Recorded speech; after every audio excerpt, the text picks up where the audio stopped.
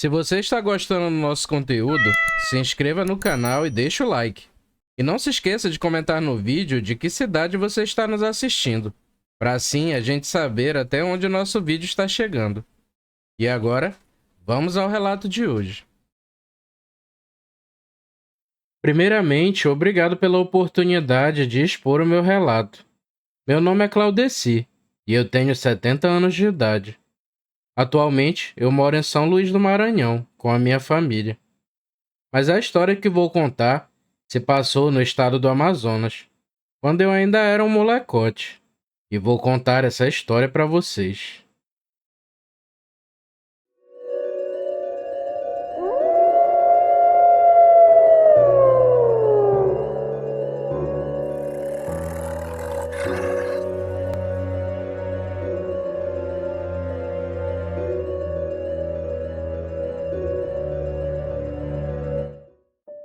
Eu me criei no interior, numa zona bem rural, e onde eu morava era cercado de fazendas e sítios. Meio que cada família tinha seu pedaço de terra.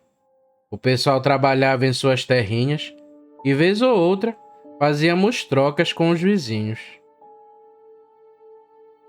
Tudo era meio afastado, e lá, uma vez ou outra, nos encontrávamos com algum vizinho. O meu pai também se criou em interior, só que na sua juventude teve a felicidade de morar na cidade grande, com alguns parentes. E durante essa oportunidade, ele aprendeu a ler. E ele ensinou a mim e aos meus irmãos a ler, enquanto ainda estava vivo. Na época, meu pai era serrador e prestava serviço para um senhor da região. Ele serrava madeira para ele. Era um trabalho bem difícil, e só isso não era o suficiente para nos sustentar. E ainda tínhamos uma rocinha, onde cultivávamos algumas coisas a mais, para agregar na alimentação. Eu era o mais velho, e nessa época eu tinha 16 anos. Meu pai sempre estava comigo, me ensinando tudo que podia. Parece até que ele adivinhava, e não ia viver por muito tempo. Como eu disse, fazíamos tudo juntos. Pescávamos juntos, e ele me ensinou a atirar. E dificilmente íamos caçar, mas algumas vezes íamos também. E quando isso acontecia, no máximo, meu pai abatia um animal. E quando eu questionei o porquê de ele só abater um animal, ele dizia que se matasse além do que precisasse, quando quisesse, não íamos ter. Ele era um homem consciente sobre a natureza. Ele sempre só pegava o necessário, sempre tendo um profundo respeito pela natureza. E ele me repassou isso. Infelizmente, quando eu estava com 17 anos, meu pai sofreu um acidente. Ele estava serrando madeira e, de forma inesperada, teve uma forte ventania. Ele ia derrubar a árvore na direção certa, mas com a força do vento, essa trajetória foi interrompida e meu pai acabou sendo atingido e veio a falecer. Minha família ficou sem chão. Meu pai era o pilar de nossa família. Era ele que sempre resolvia todos os problemas. E a partir daquele momento, querendo ou não, essa responsabilidade caiu sobre mim. Pouco tempo depois do falecimento do meu pai, minha mãe descobriu que estava grávida. Tudo se agravou ainda mais. Com uma criança chegando, eu já estava bastante desesperado, assumindo o lugar do meu pai. E com uma boca a mais para alimentar, minhas responsabilidades só aumentavam. Eu não sabia serrar como meu pai, e não exercia essa profissão. Para conseguir comida, eu continuei fazendo o que sabia. Além de cuidar da roça e pescar, agora comecei a caçar com maior frequência. Ao menos uma vez na semana, eu ia atrás de caça, para agregar na alimentação, pois só a roça não era o suficiente. A gravidez da minha mãe não foi fácil. Ela passava muito mal. Foi um período muito conturbado, tanto por ela estar de luto, quanto pelo fato de estarmos no interior. E lá não tinha estrutura alguma para ela ter algum suporte. Numa determinada semana, eu saí para caçar. Passei a noite na espera e consegui pegar um porco do mato. Era a carne suficiente para passar alguns dias e daria de salgar e deixar secando no sol, para preservar essa comida por mais tempo. Quando eu cheguei em casa de manhã, minha mãe estava com olheiras e com um semblante assustado. Eu me sentei e perguntei a ela o que tinha acontecido. Morávamos no nosso sítio em uma casinha simples, com um piso de barro batido. Tudo muito simples, como já disse a vocês. Ela me contou que na noite passada não havia dormido. Quando perguntei o porquê, ela prosseguiu dizendo que alguém estava andando ao redor da casa. Um anda para cá, um anda para lá, e ela ainda chamou por mim, achando que eu tinha voltado da caçada mais cedo. Mas depois mudou a pergunta, querendo saber quem era, mas ninguém respondeu. Em um certo momento da noite, a minha mãe escutou como se alguém estivesse empurrando a porta, forçando para entrar. Minha mãe já estava perto de ter o meu irmão, e com essa confusão, não conseguiu dormir. Eu disse a ela que não tinha como ser eu, já que eu passei a noite na espera. Nosso sítio era muito distante dos outros. Para um vizinho vir de noite e não chamar por ela, era esquisito. E eis que essa ocorrência passou a ser rotineira. Sempre que eu saía para caçar, geralmente na noite em que eu não estava em casa, a cena se repetia. E quando chegava, minha mãe reclamava que alguém tentava entrar na casa, sempre rondando. E mesmo perguntando quem era a pessoa, ela nunca tinha resposta. Eu conversei com a minha mãe que ia ficar em casa e parar de caçar por alguns dias. E assim, eu ia descobrir o que estava acontecendo. Meus irmãos reclamavam, mas todos eram muito pequenos para poder se defender.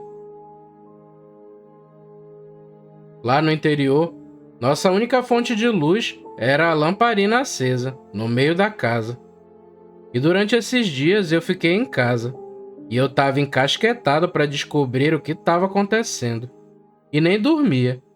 Eu ficava sentado na rede a noite toda em claro, mas não acontecia nada. Passaram-se vários dias e nada. Então cheguei a pensar que ela estava sonhando, ou até que se enganou e acordava assustada. Ela estava frágil e achei que seria normal ela se enganar. Eu ainda esperaria por mais aquela noite, e caso nada acontecesse, teria certeza que minha mãe estava enganada. Mas eu estava muitos dias sem dormir direito, e naquela noite, cedo eu peguei no sono. Já para as bandas da madrugada, minha mãe me chamou bem baixinho.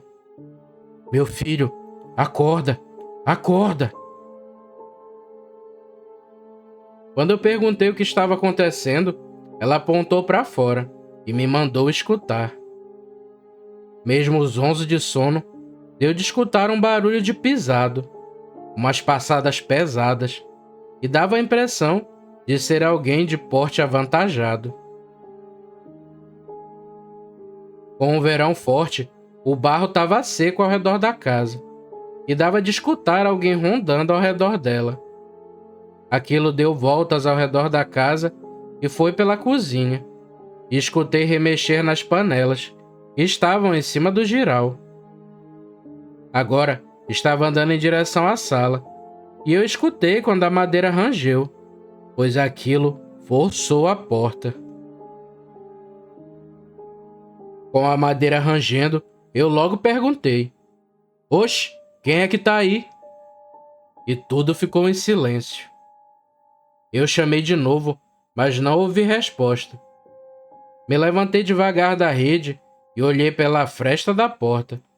E mesmo estando escuro, deu de ver um vulto passar do lado de fora.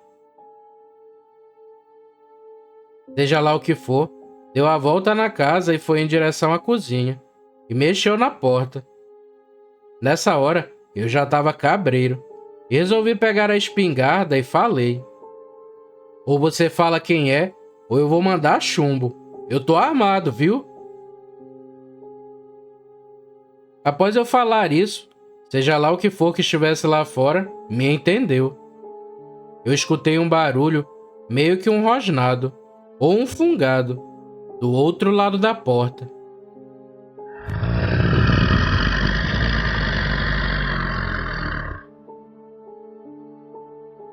Eu fiquei assustado.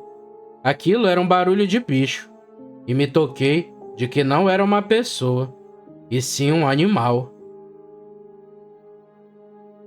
Um molecote como eu, me fazendo de macho, mas só Deus sabe o quanto eu estava com medo. Eu ameaçava que ia atirar, e aquilo continuava andando. Até que teve uma hora que eu não aguentei. Eu peguei o candeeiro e decidi que ia lá fora, ver o que era. Eu estava seguindo o barulho das passadas, e quando escutei que vinha para frente da casa, eu saí com o candeeiro e com a espingarda apontada, e eu vi o que era. Um animal feio que só a molecha, e eu nunca tinha visto um bicho daquele. Ele tinha uma cabeça de bicho colada num corpo de gente, peludo, um negócio meio corcunda e com os braços compridos. A boca suja de baba, e de frente com a luz, seus olhos ficaram iguais duas brasas. Meu amigo, quando eu vi aquele negócio, meu corpo ficou paralisado. Parecia que a minha alma tinha saído, e só o meu corpo estava ali. E eu olhando para aquilo, que ficou parado, também me olhando.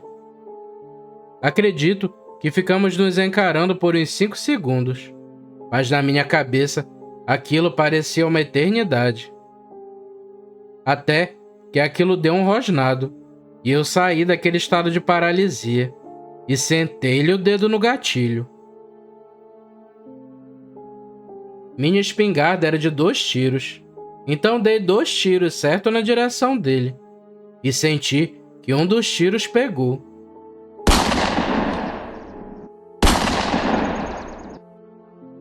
O bicho deu um gemido feio e saiu correndo para os fundos da casa, dando gritos feios no meio da noite.